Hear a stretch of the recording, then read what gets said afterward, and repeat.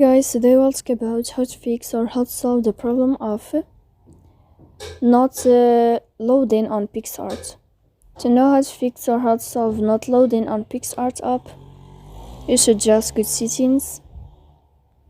Here you can click on apps, default apps, app settings.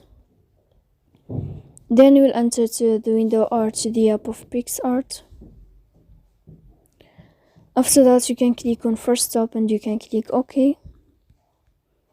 Here we'll enter to the window of storage.